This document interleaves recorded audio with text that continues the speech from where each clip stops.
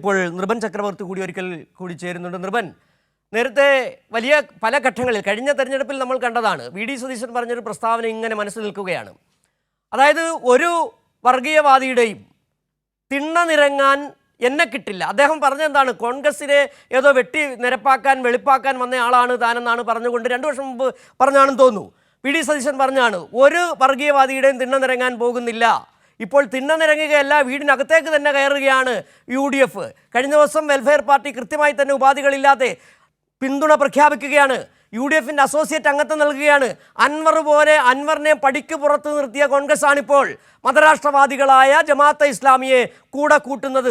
ഒക്കെ ചങ്ങായിമാരെന്ന് പിണറായിയും ഗോവിന്ദൻ മാസ്റ്ററും ഒക്കെ പറഞ്ഞ അതേ സാഹചര്യം ആ മഴവിൽ സഖ്യം വളരെ കൃത്യമായി നിലമ്പൂർ ഉപതെരഞ്ഞെടുപ്പിൽ കാണാൻ പോകുന്നു കേരള ജനത.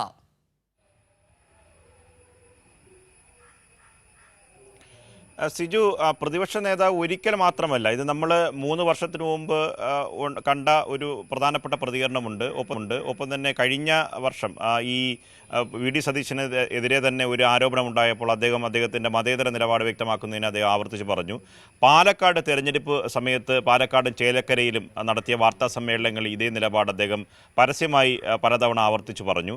തൃക്കാക്കരയിൽ അദ്ദേഹം നിലപാട് പറഞ്ഞു. പക്ഷേ അദ്ദേഹത്തിൻ്റെ നിലപാട് ഒരു വശത്തും അദ്ദേഹത്തിൻ്റെ ഈ UDFിൻ്റെ നേതൃത്വം എടുക്കുന്ന തീരുമാനങ്ങൾ മറുവശത്തുമാണ് എന്നതിൻ്റെ ഉദാഹരണമാണ്. അദ്ദേഹം തുടർച്ചയായി വാർത്താ സമ്മേളനങ്ങളിൽ പറയുന്നത് പോലെയല്ല കാര്യങ്ങളിൽ തീരുമാനമെടുക്കുന്നത്.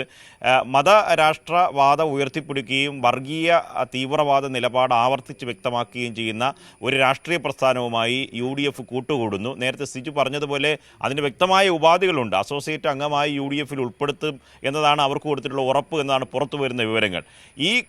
ഈ നിലപാട് പല പ്രാവശ്യം അദ്ദേഹം പറഞ്ഞത് എന്ന് പറഞ്ഞാൽ വർഗീയ പ്രസ്ഥാനങ്ങളുടെ തിണ്ണ നിരങ്ങാൻ, സാമുദായിക കക്ഷികളുടെയും വർഗീയ പ്രസ്ഥാനങ്ങളുടെയും തിണ്ണ നിരങ്ങാൻ താനോ UDF പോകില്ല.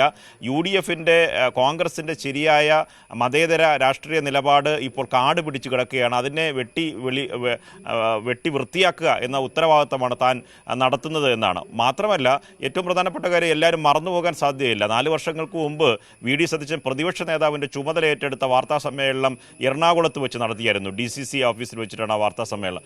ആ വാർത്താ സമ്മേളനത്തിൽ ഏറ്റവും അടിവരയിട്ട് അദ്ദേഹം പറഞ്ഞത് കോൺഗ്രസിൻ്റെ മതേതര നിലപാട് തിരിച്ചു കൊണ്ടുവരണം.